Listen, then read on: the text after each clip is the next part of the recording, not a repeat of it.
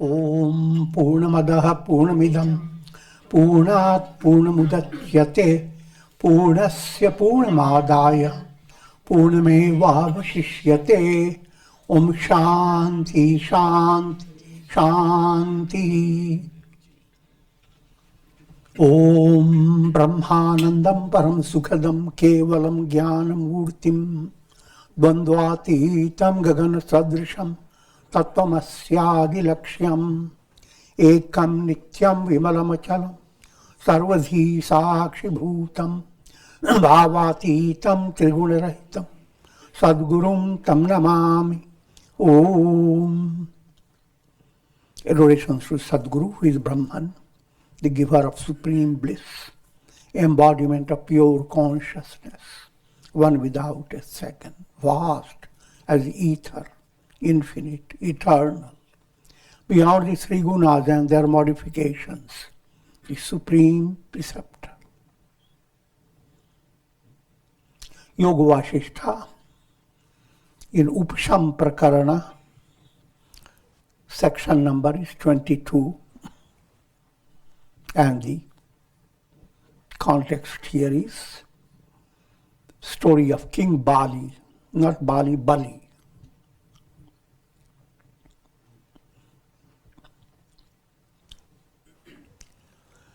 And as you recall, King Bali is a great king, not only ordinary king according to the story. He is the ruler of the three worlds and has ruled for a long time.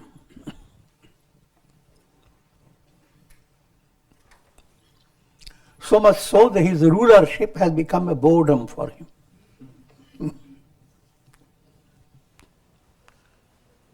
So he went up to the highest story of his palace, the uppermost story.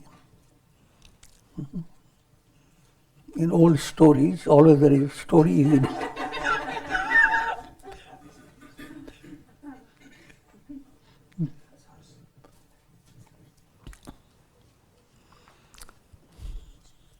And he began to overview his whole life and all his power and glory.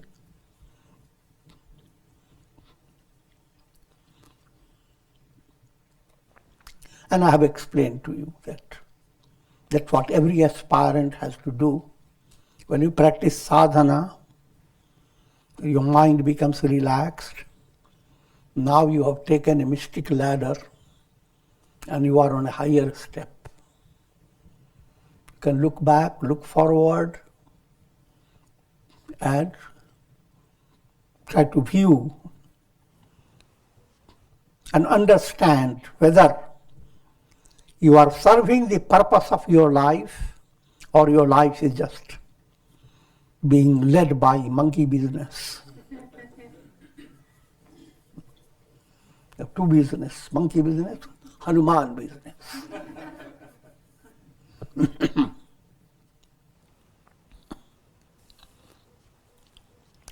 So at this stage, Bali has become very reflective, and he's practicing vichar, a thoughtful movement in his mind. And this gives you an illustration, an example of how your thinking should also progress. These sense enjoyments are delightful only when the mind is overpowered by ignorance and lacks thoughtfulness. It is a mature vision. Happiness doesn't come from objects. If it were so, all will be happy because there are lots of objects.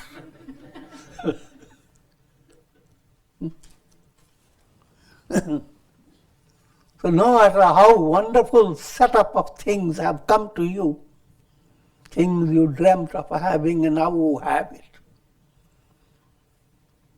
Happiness is not secured. Happiness is secured. You will hop from one thing to another, but not happiness. So should you just go on jumping like that, while you are jumping for happiness, something else is happening in your body, mind.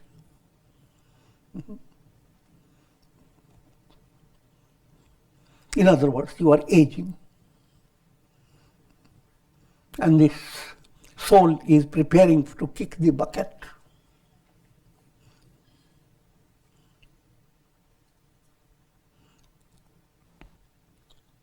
So, happiness is not in the objects of the world. Is the happiness in your dear and dear relatives? I will not detail upon it. That again is not so.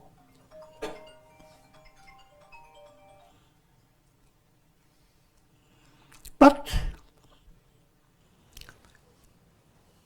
still enjoying happiness and relaxed feeling is possible. Simple rule. Stay ignorant.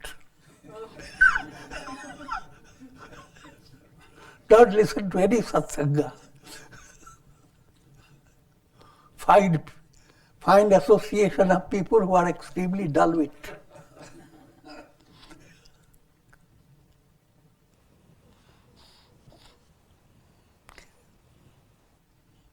And then the world will be always interesting for you.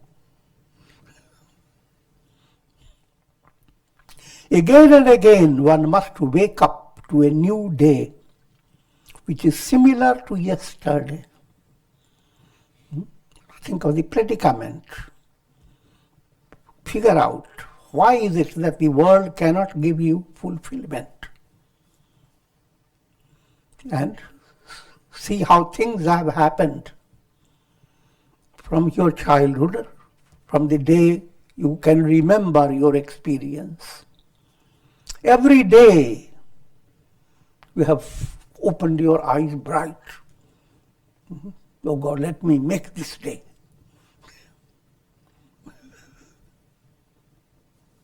Every day you looked forward to happiness.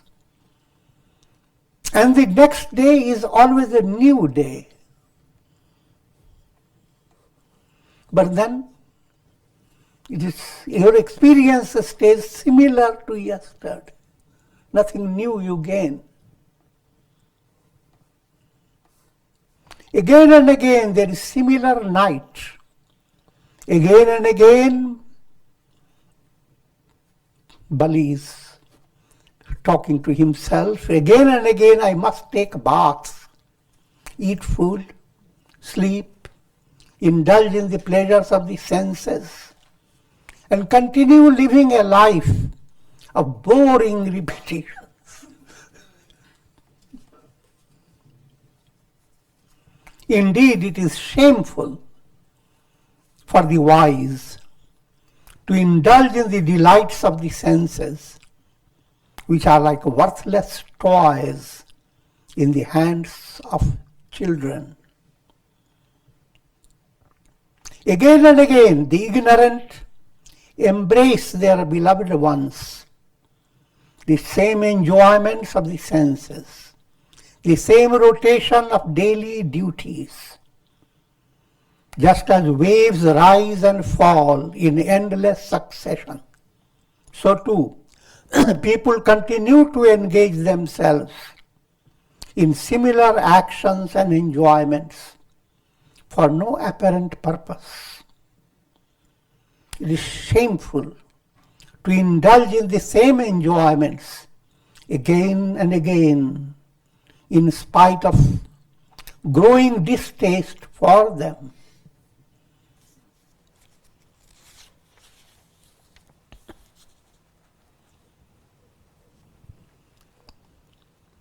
What action one must perform so that there would remain nothing to be performed. Now this profound point is brought before your mind. Is it possible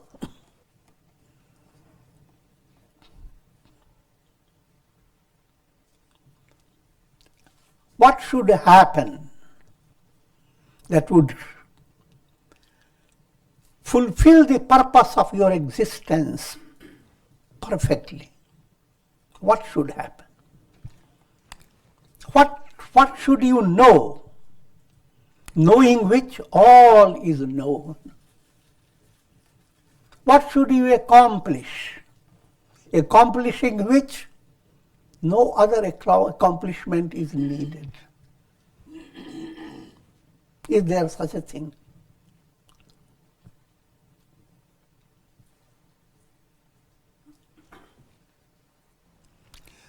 What should a person do in order to be rid of the repetitive processes of the world? First, to understand there is always repetition goes on, and it goes on from life to life. It's not a matter of belief. You cannot just come from zero. So even before you were born in this existence, in this body, you did exist. And you have gone through countless embodiments. Should you continue like that?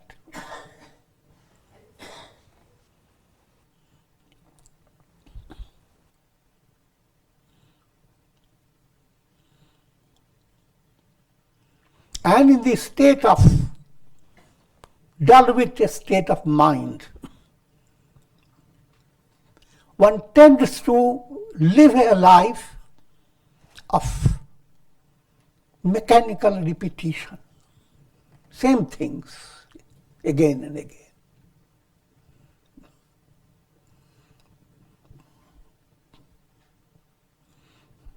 Same tea, same coffee, same food, same delicacies, same crunchies.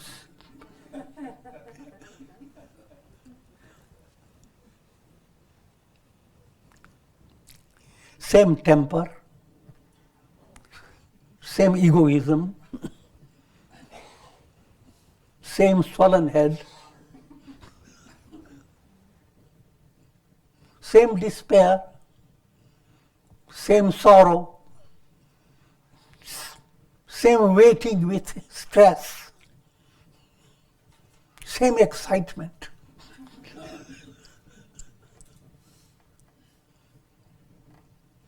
Same turning of the hairs grey.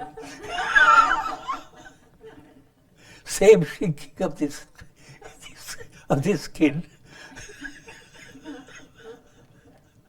Same aging.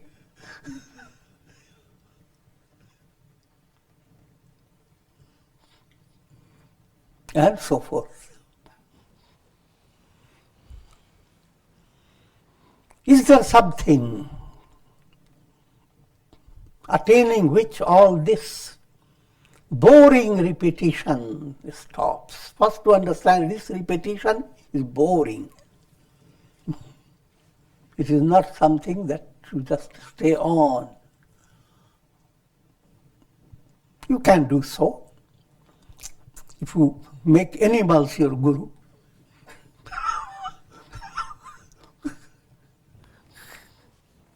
in other words, if you live an instinctive plane, you don't allow reasoning to develop in your mind.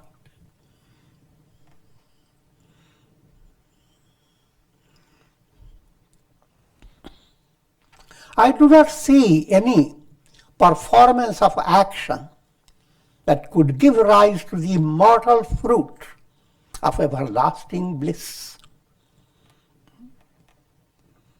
Allow your mind to work. Is there any project, if you could accomplish it, and thereby you can have immortal fruit of everlasting bliss? not possible. What is that bliss which is totally different from the illusory pleasures of the senses? The bliss that is eternal and everlasting. Of course, what we are leading you to understand that yes, that's the goal of your life. And that bliss is the truth, the reality, absolute truth. But you have to figure out how to realize that truth. First, to understand all that you discover or find in the realm of your senses is just like finding things in your iPad.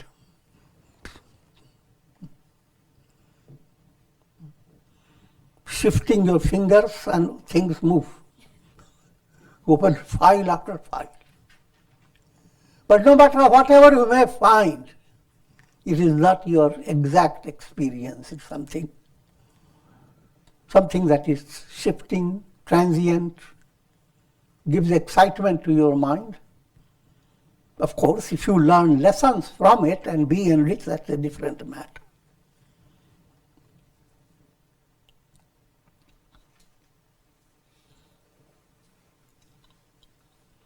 All human experiences are vritti-based experience. Vritti-based mind goes on creating, just like your fingers are vrittis. Mind creates one little wave and it opens up lots of view. It can contain millions of things. And the vrittis go on changing. And it has such a big scope that for one who is not thoughtful, there is no end to the entertainment that the world can give to you.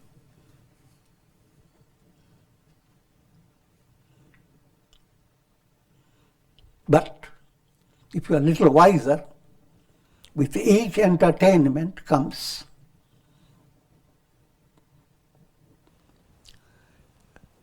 some form of terror, fear, and lots of tension. I do not see any performance of action that could give rise to immortal fruit of everlasting bliss. Important to understand, all things you gain in the world are led by your karma.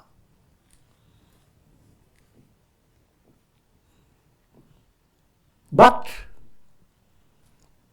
your karma does not have the capacity to give you everlasting bliss. Whatever karma gives you is always transient, something in the realm of time and space.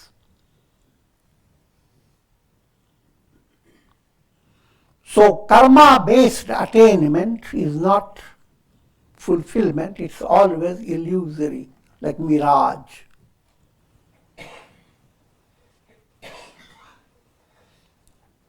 Karma-based attainment is also described in more philosophical terms. It is a process of becoming. Another word is kritrim. It is artificial. It is not real. Karma-based attainment is just like attainments in your dream. In your dream, you eat wonderful cream.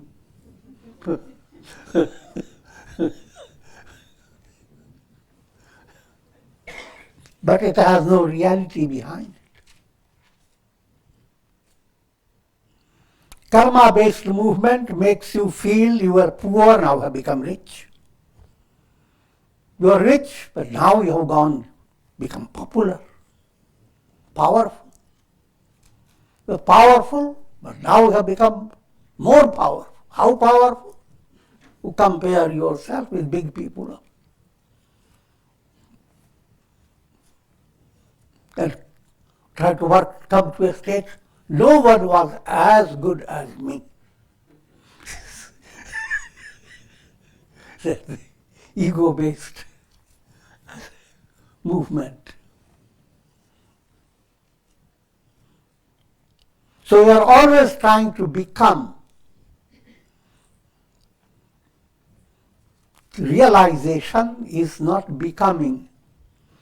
Becomings don't become you. That's speaking strange language.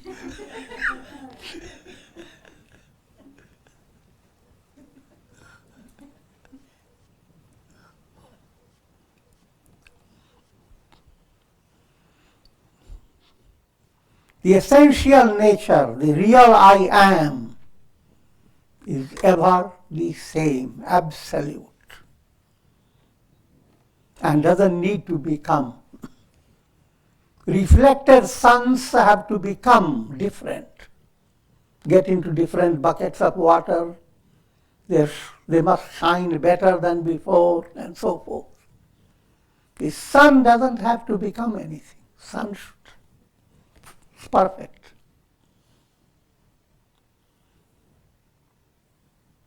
In the same way, the real I am in every individual is Brahman, the Absolute.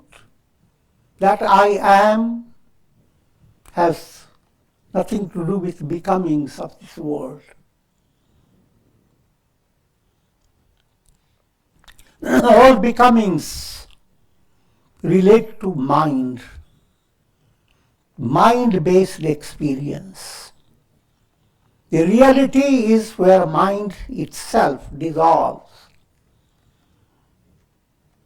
The light of the sun gets refracted through a cloud. Refractions can create great drama.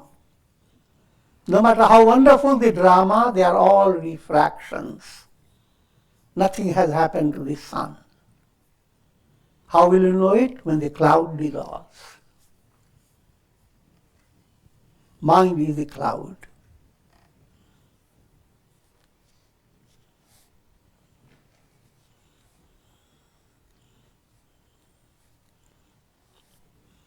And no amount of karma can lead you to enlightenment.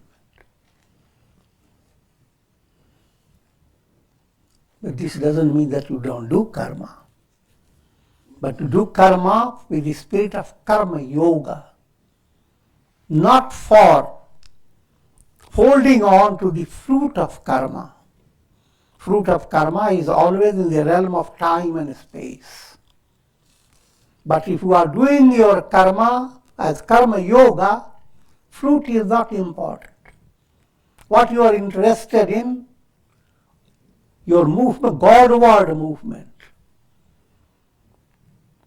Performing action in such a way that it brings purity in your heart.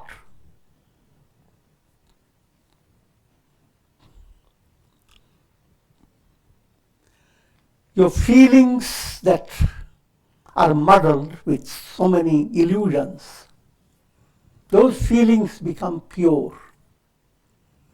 As the purity of feeling develops, it's just like a cloud that is becoming, losing its opacity. It is not dark. Once the darkness begins to move away, light starts flowing through it. And that type of experience now becomes your objective, not the fruits of karma that bring different things in this world.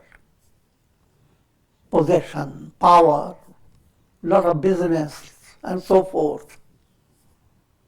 Instead,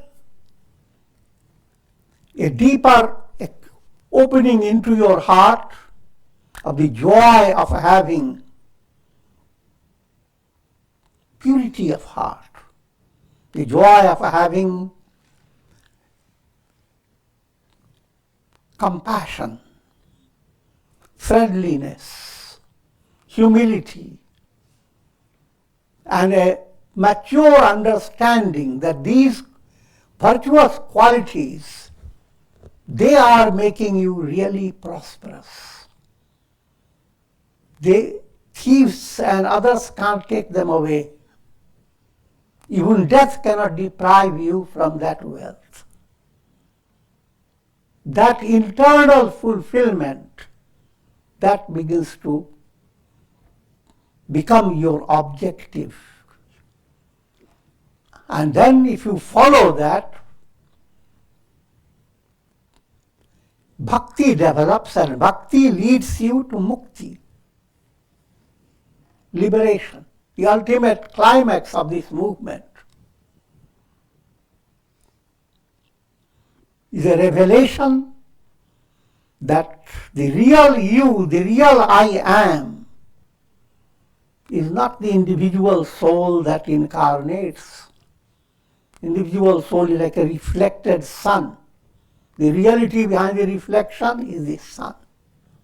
Individual soul is a reflected Brahman in mental process.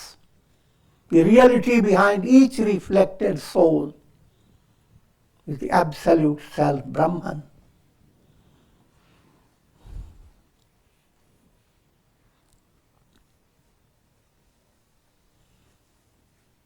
So that Brahman is not attained by karmic movement.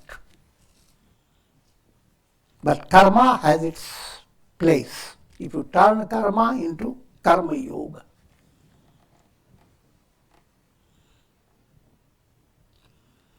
Thus, reflecting within his mind, King Bali entered into deep meditation. Then, as the clouds of distraction began to subside, he suddenly recollected the profound spiritual teachings that he had received from his father, King Virochana.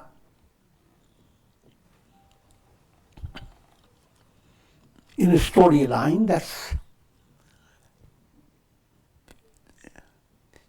he recalls the teachings he had received from his father, which is also perfectly in order. Sometimes you have received good teachings, but led by your carelessness and dullness of the mind, you kept the good teachings in the shelf somewhere in the unconscious. But with the passage of time, certain obstacle has been removed. Now suddenly you begin to remember and take advantage of those teachings that you have kept in the shelf.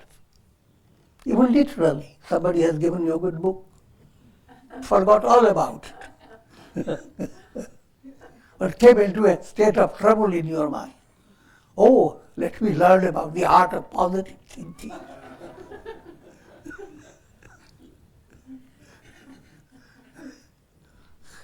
And go to your shelf. Up till then, the book was being read by worms.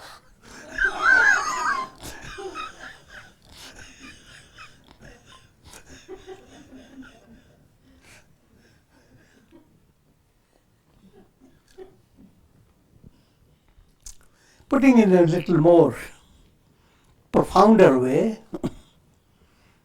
Raja Yoga says, Shraddha, Virya, Smriti, Samadhi, Prajna, these are the stages of spiritual ascent.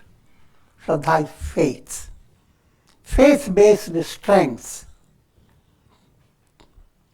allows you to discover spiritual strength within your personality. Physical attainments require physical strength.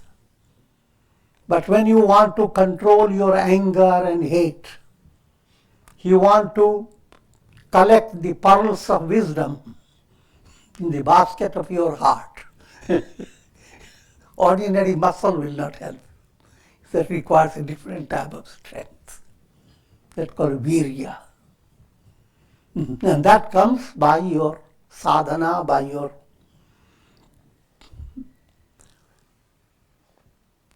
following the path of sadachar, righteous conduct.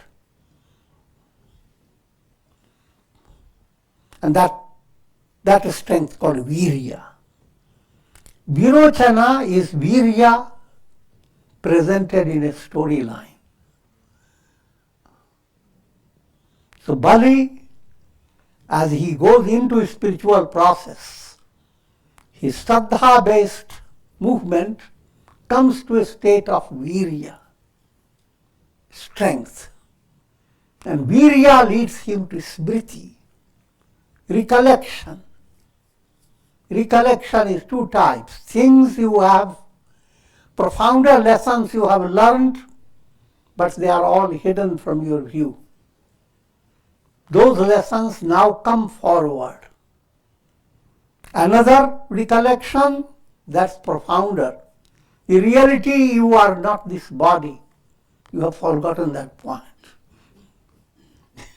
You are spirit, not matter. So don't stay involved with the world of matter. Matter doesn't matter.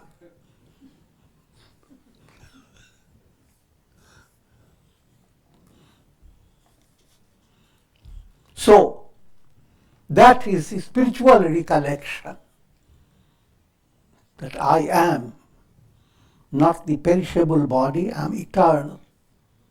And that recollection now leads you to move away from all worldly entanglements and let your mind relax, samadhi. And that samadhi allows intellect to become intuitional, or prajna.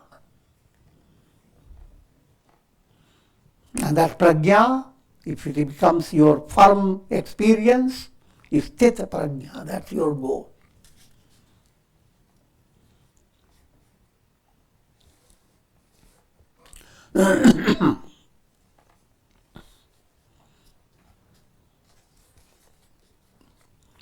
Sage Vasishtha points out to the fact that good impressions that are acquired by the practice of satsanga or good association or by listening to the teachings of enlightened sages,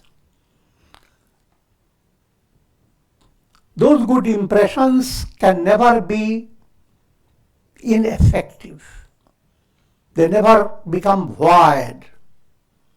They continue to abide in one's unconscious and are awakened when obstructive karmas begin to disperse. When awakened, they beckon a person towards the attainment of self-realization.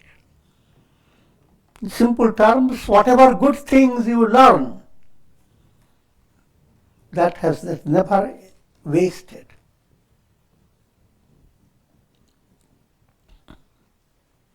As the breeze of recollection entered his mind, King Bali stretched his eyebrows and said to himself, "Lo, now I remember the teachings that I had received from my father, King Virochana. Seeing my father seated under a heavenly tree, enjoying profound relaxation, I had asked him," so this is the storyline, how he once received teachings from his own father Virochana, and now he begins to remember those teachings. He had simply put them on the shelf, you see.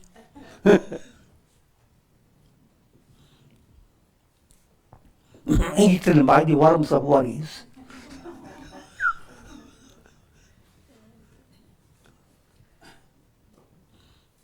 I asked him, "O Father, what's the ultimate limit of this world, wherein pain and pleasure cease to exist? What is that abode wherein the illusions of the mind subside and all the desires are fulfilled?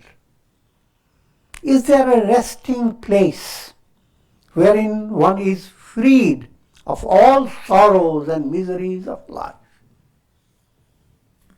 That has to be handled, grasped by your mind.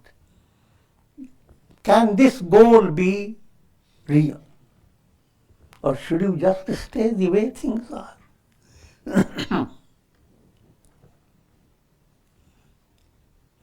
And day by day you are reminded by nature. When you go to sleep, you move away from your mind, move away from your ego. And you are not in any way under shock. If someone were to say that a big storm is coming and so many houses will be just blown away, it's a big shocking situation. But in sleep, not just big houses. All that you have known from the time you were born, all that you think of your future, all the world that you have any idea about, all moves away. And all this is taken within you, joyous. It's so joyous, you wake up with a bright face. I had a wonderful sleep. I knew nothing.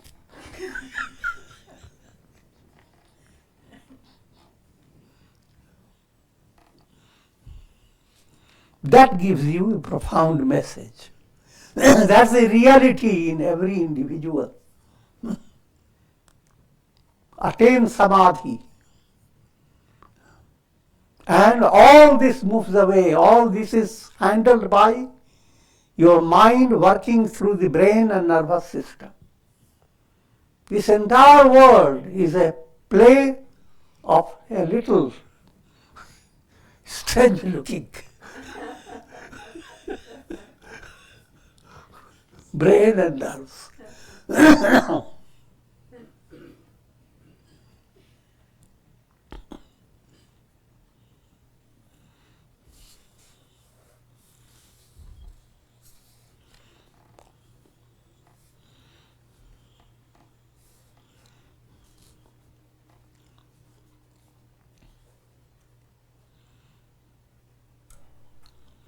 Oh Father, please explain to me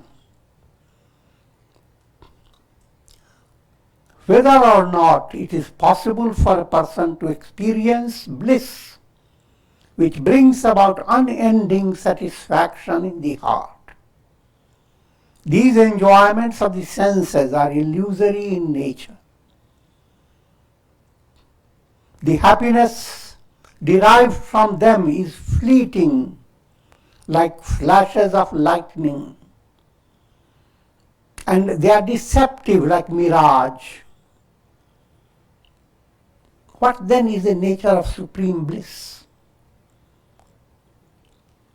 I remember how my father replied to these questions by telling me the story of the king and his minister. So that talk has gone on when he was a kid type of personality, and father had told him through a parable. The king is Brahman, minister is the mind.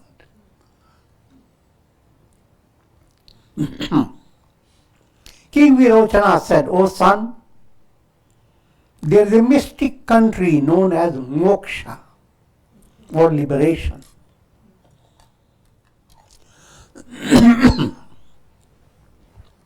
Which is so vast that many world systems can be lost in it.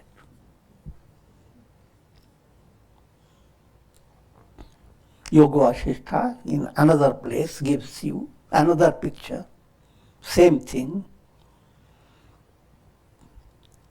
If you are in your room, certain story of a building, and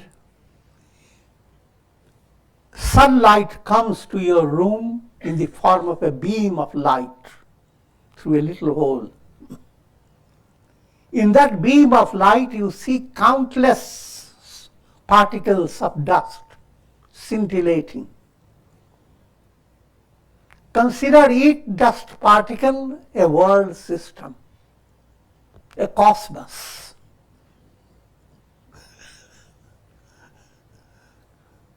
So many world systems are sustained by Brahman.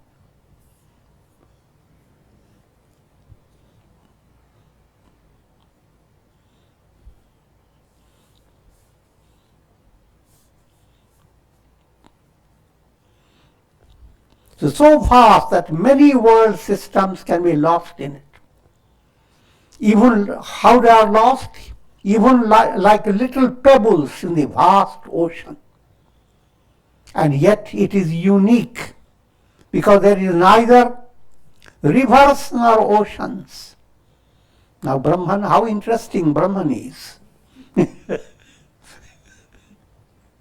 Now the picture is, there are no rivers there. But in enlightenment, who like to be enjoying rivers, she will be frustrated.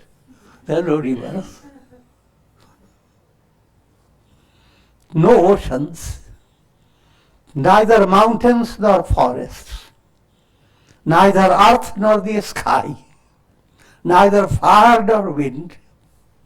In fact, this strange country is destitute of gods, demons, humans, other living beings. It is a country of moksha, liberation. So we have to decide after hearing all that what is.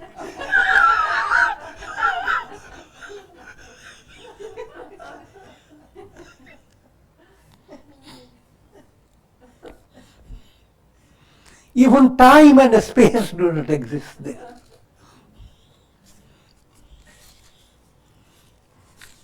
And more so, nor the great divinities such as Vishnu, Brahma, Shiva. There abides only its most effulgent king. So far, the story doesn't give the who the king is, but I'm going to go on giving.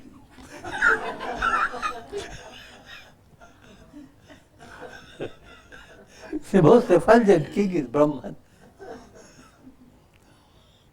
who is all-pervading, omnipotent, and the performer of all deeds. Not a single action takes place in the world without the presence of Brahman. The king willed to have a minister for himself.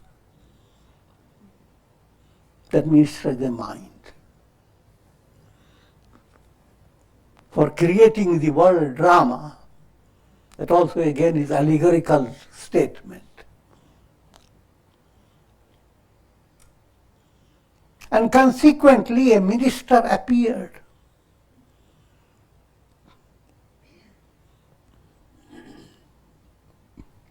The minister then owes his existence to the king. And without the king, this all-powerful minister has no existence. So mind becomes now the creator of the entire world process. But all that power that mind has gotten is because of Brahman. And without Brahman, mind has nothing, no substance in it.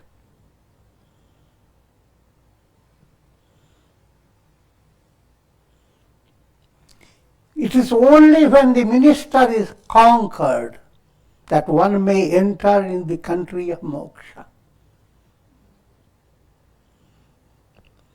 If we want to go into that country,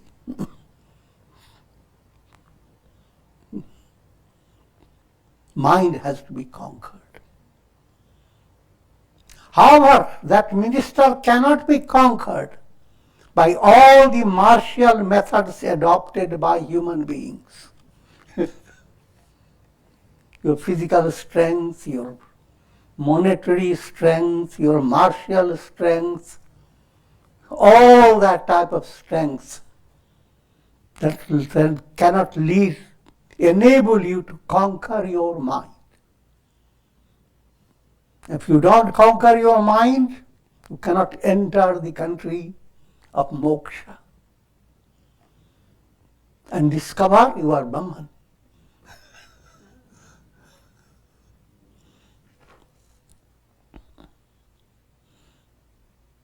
The king continues to abide in his own glory. So no matter whatever minister may do, king remains in his own glory. Whatever reflections may do, sun remains in its own glory.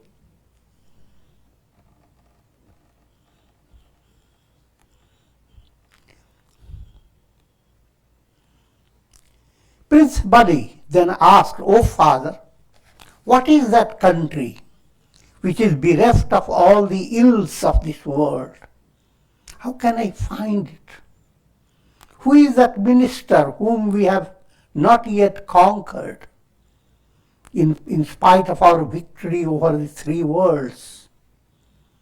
King Virochana replied, "O son, if all the gods and demons were to unite, and even if there were a force a million times greater than the force of all the gods and demons put together, yet it would be ineffective against the powerful minister." Mind cannot be conquered by all the forces that you can imagine. All the atom bombs, all the technology, all the advancement of all beings, human beings, birds, animals, and beings that you are not aware of, including even the divinities, gods. All that force put together cannot destroy the mind, because the mind is based on ignorance, and you can't beat up ignorance.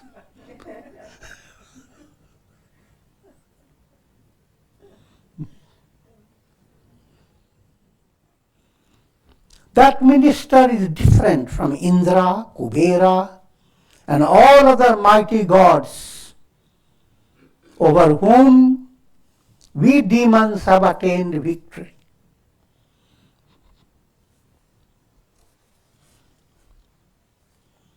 Further, there is no weapon in the world that could be discharged against that almighty minister. Just as an invulnerable rock cannot be pierced by lotus blooms, in the same way that minister cannot be overpowered by the mightiest weapons of war. All muscle-based strength, might is right, all type of concepts of strength that do not give you liberation.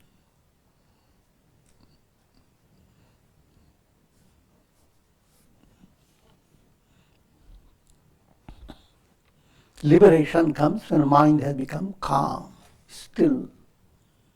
And thought waves of the mind have entered into samadhi state. Vritti nirodha, thought waves have been restrained.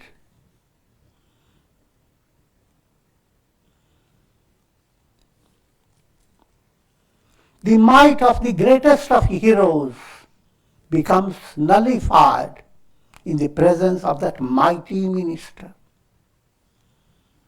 Though that minister is not Vishnu, yet he is real.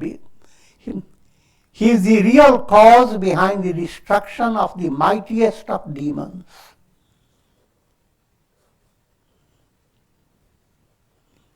Just as the wind of destruction during the cosmic dissolution, forces the planetary system to drift into confusion, like the leaves of a tree during a storm.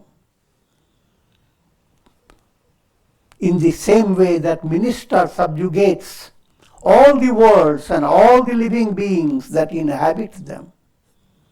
First point to understand, this mind, all your experiences are based on your mind. Your experiences are in three lokas: the world of practical reality, the world of feelings, imagination, sentiments, and the world of your insight and understanding. And if you think of the whole world before you, the whole world before you is nothing but these points. Because the experience of the world is, you have to understand, not in its own self. You are not experiencing objects, inner objects. But you are experiencing objects through your mental process in your nervous system. So no matter how big is the world, and no matter how voluminous the descriptions and history, and no matter how amazing the stars, all that is being drawn through your own mind and nervous system.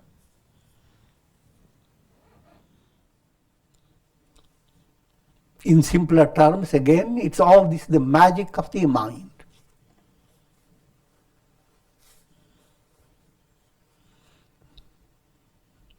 So, in a moment, your mind can put a storm to all your three worlds, or any specialized spot within the three worlds.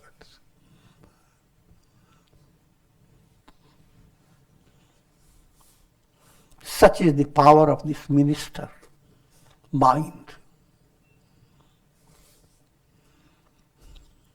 O Prince, if anyone attains victory, it is because of the subtle power of the minister that operates through him. Even all the victories that you attain in the world, worldly victory, even that mind is behind it.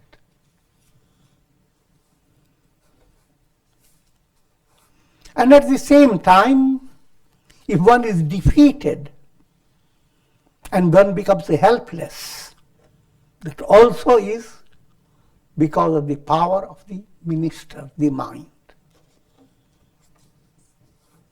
No one can vanquish the minister except his creator, the king. So, the secret behind conquering the minister lies in Brahman.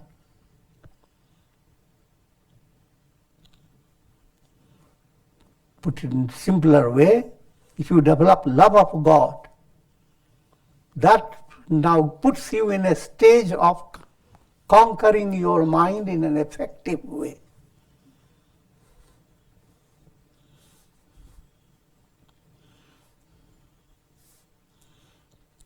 With the passage of time, the king himself decides to recover his essential nature.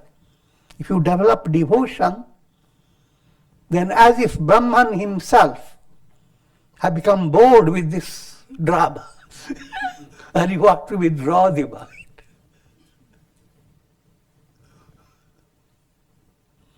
So when he decides, it happens.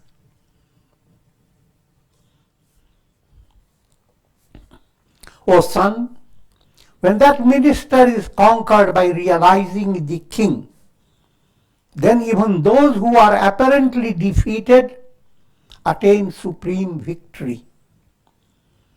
And yet if that minister is not conquered, one remains defeated in spite of all his apparent victories in the transient world. All your success and victory is meaningful if you are moving towards conquering the mind. by pleasing Brahman, by allowing Brahman to do the job. And with this I'm going to conclude. And all divine blessings, grace shower on all of you. Om Trayambakam Yajamahe Sugandhim Pushti Vardhanam Urvarukmuva Bandhanan Mrityor Mukshyamamritat Sarve Bhavantu Sukhina Sarve Santu Niramaya Sarve Bhadrani Pashyantu Ma Kaschid Dukha Bhag Bhavet Asato Ma Sadgamaya Tamso Ma Jyotirgamaya Mrityor Ma Amritam Gamaya Om Purnamadaha Purnamidam Purnat Purnamudachyate Purnasya Purnamadaya Purnameva Vasishyate Om Shanti Shanti Shanti Om Hari Om.